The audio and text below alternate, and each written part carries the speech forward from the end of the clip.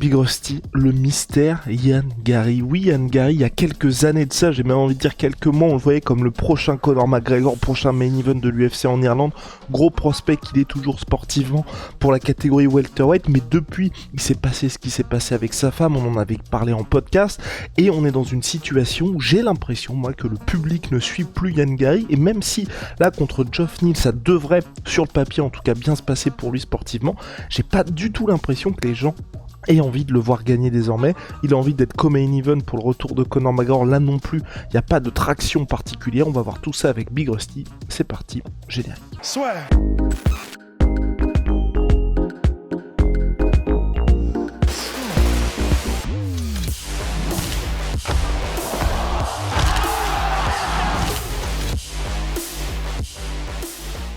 Ian Gary, Big Rusty, comment l'extra sportif, et qui vient même pas de lui directement, peut vraiment faire dérailler, j'ai pas envie de dire un train de hype parce qu'on n'était pas là, mais en tout cas l'intérêt de pas mal de fans de te voir réussir. Bah après, on dit qu'il n'y a pas de traction, mais comme là, très clairement, alors que ce soit volontairement ou pas, parce que je sais pas si c'est volontaire. Maintenant, il en joue du fait d'être détesté, du fait de moi je m'en fous, aimez-moi, détestez-moi, vous me regarderez. Maintenant, il en joue de ça, mais à la base, j'ai pas l'impression que c'est ça qu'il voulait. Et ça lui est tombé dessus et il en tire le meilleur, mais il a quand même un peu de traction parce que oui, c'est parce que les gens le détestent, mais bah là, tu vois, j'ai tapé Ian Gary, là, il fait quand même des interviews avec Ariel Wani qui sont à 130 000 vues. Il y a donc les vidéos qui sont, par exemple, la chute de Ian Gary, qui sont des vidéos un peu travaillées, etc. Bah, ça fait des 200 000 vues et tout. J'ai quand même l'impression que, juste par curiosité morbide un peu, mais que les gens kiffent. Et d'ailleurs, bah, on fait un podcast dessus, donc ça nous intéresse aussi. Mais là, moi, j'ai vraiment cette impression que ben, ça dépend comment il le gère, mais en vrai, il peut devenir un des gars les plus détestés, mais que les gens regardent, oui, c'est vrai. Parce qu'il suffira qu'à chaque fois maintenant, l'UFC le mette contre des fan favorites, des favoris des fans, bah en vrai, ça peut faire du chiffre, parce que tu le mets contre un Wonderboy, bah Wonderboy non, parce qu'il n'ira pas au clash, mais tu le mets contre un welterweight qui n'hésitera pas à lui répondre et que les gens kiffent. Vu la réaction là du public, il s'est fait huer dès qu'il a pris le micro, sa réponse, tu sentais qu'il avait quand même un peu le seum. Parce qu'en plus, ce qui est terrible, c'est que tu sens qu'il a quand même, qu'il veut malgré tout faire certaines choses bien. C'est lui qui propose à Geoff Neal, vas-y viens, on se serre la main après le combat. C'est donc d'un côté, il est détesté et parce qu'il fait en dehors de la cage et par sa personnalité, mais de l'autre, j'ai quand même un peu l'impression que bah, ça le touche, qu'il aimerait. Enfin, c'est peut-être pas le rôle qu'il voulait quand même. Du coup, je sais pas encore trop en quoi en penser. J'ai l'impression qu'il est encore, il sait pas exactement sur quel pied danser, mais que là, il réagit plus de façon genre organique et émotionnelle. Il est en mode, ah ouais, bah vous me huez, bah allez vous faire foutre. Mais je sais pas si c'est ça qu'il va rechercher même pour la suite de sa carrière comme type de personnalité, tu vois. Ben normal, Big Rusty, j'ai envie de te dire, normal.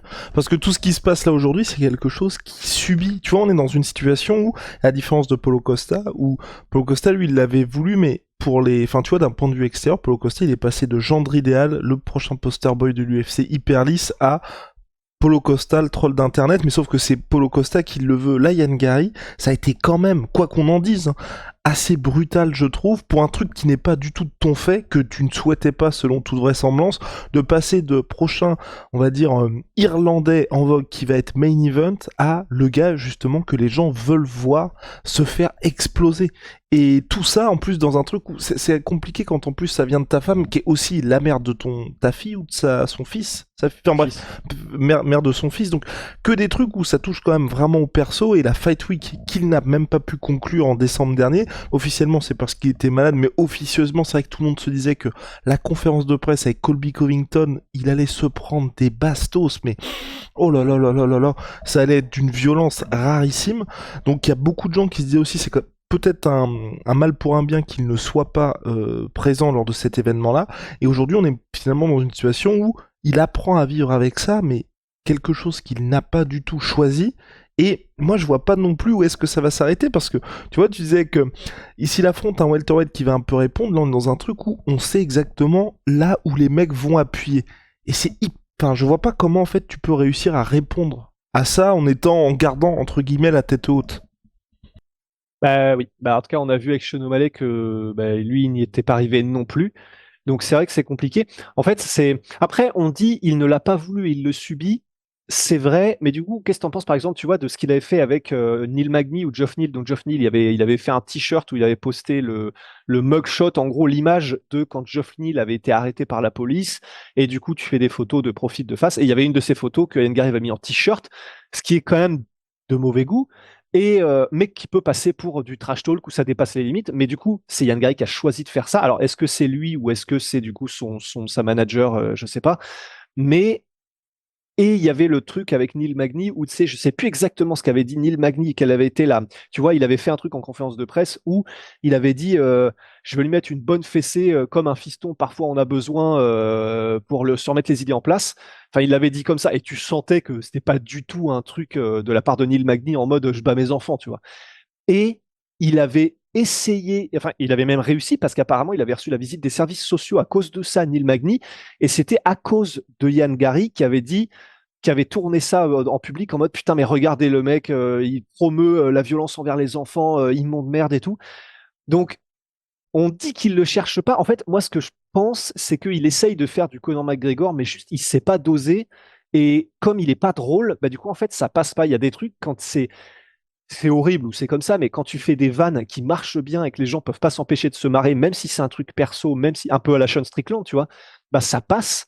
Mais lui, comme il n'y avait pas ce côté drôle ni rien du tout, bah ça ne passe donc pas pour lui. Mais c'est quand même lui volontairement qui choisit de faire ce trash talk là un peu crasse. Donc, est-ce que du coup, ce qu'il voulait, c'est avoir de l'attention et qu'il pensait pas avoir prendre autant de shitstorm, peut-être, mais c'est quand même de sa faute, quoi. Moi, j'ai enfin, pour lui, il faut absolument là que le sportif suive, hein. Parce que sinon, Ouais. Ouais. Bah, heureusement, il est ultra chaud. oui, oui, c'est clairement pour moi le seul truc qui le sauve, parce que c'est vrai que là, et c'était aussi le point de ce podcast, il y a des gens qui veulent le voir gagner là encore aujourd'hui. Bah, en tout cas, si on s'en fie bah, alors déjà, je sais pas si tu as vu, mais dans le countdown, il est en mode ouais, maintenant je suis au Brésil, c'est bon, c'est mon pays, je veux mourir et vivre là.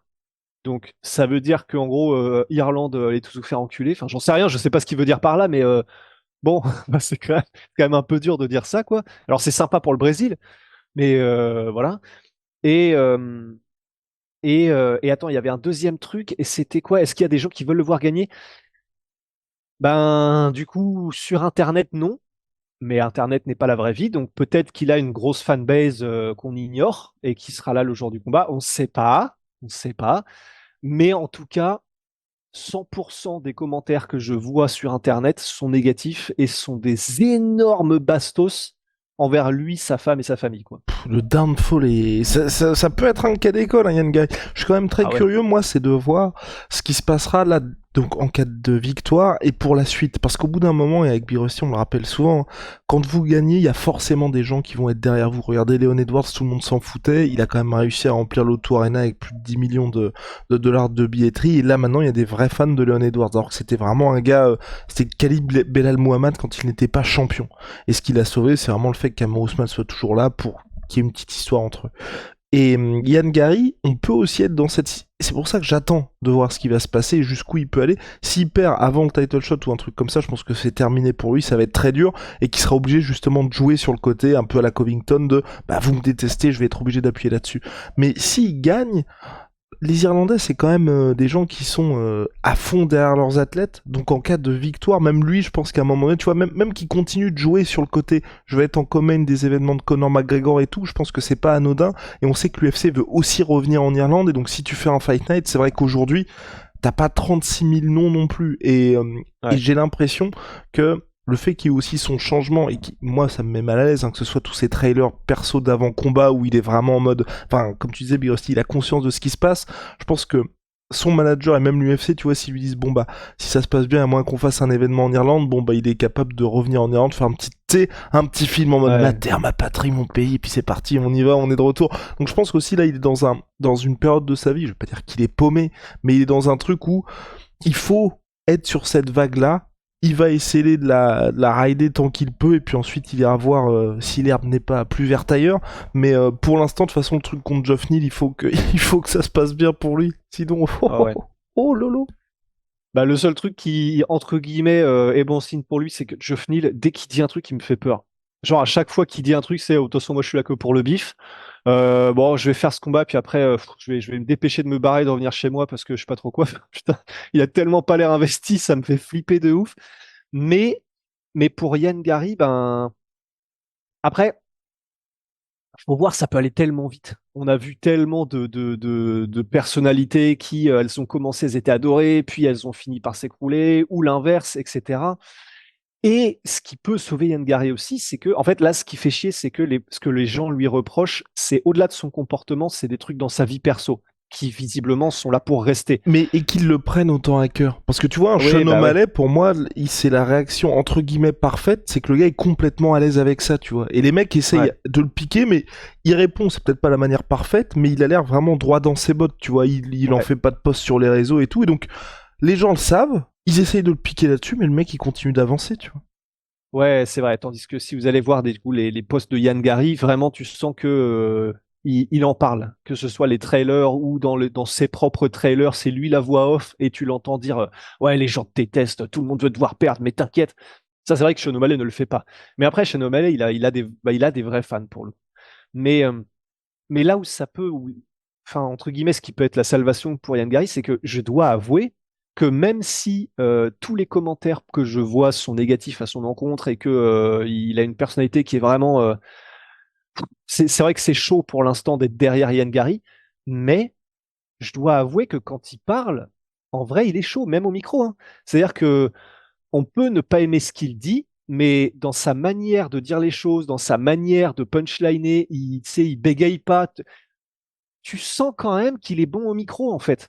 Donc, il suffit qu'il gagne, qu'il dise des trucs un peu stylés, qu'il fasse des punchlines stylés. Bon, oui, la majorité des gens seront quand même en mode putain, on le déteste, cette énorme merde, machin, peut-être, mais ben, je pense que c'est humain, tu vois. À partir du moment où ça continue d'être un gagnant et qui dit des trucs cool, qui ne bégaye pas, bah, je pense que les gens, il y aura toujours de plus en plus de gens qui seront derrière lui, tu vois, parce que les gens aiment les vainqueurs, parce que les gens aiment les gars qui sont stylés, qu'on aime ou pas ce qui se passe dans sa vie, tu vois. Qu'on aime ou pas ce qui se passe, Big Rusty. En tout cas, affaire à suivre. Réponse dans la nuit de samedi à dimanche, à partir de 4h du matin.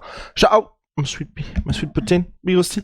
Moins 30% minimum sur tout my sweet pea avec le code la sueur, ça ne bouge pas. Et qu'est-ce qui ne bouge pas non plus, Big Rusty? C'est Holy Moly. Révolution dans les boissons, oups là, énergisantes. Donc ils font des thés glacés, des boissons de réhydratation toujours en poudre. Big Rusty, c'est made in Allemagne, moins 5 € avec le code la sueur 5 pour votre première commande, moins 10% si vous avez déjà commandé chez eux avec le code la sueur 10. See ya.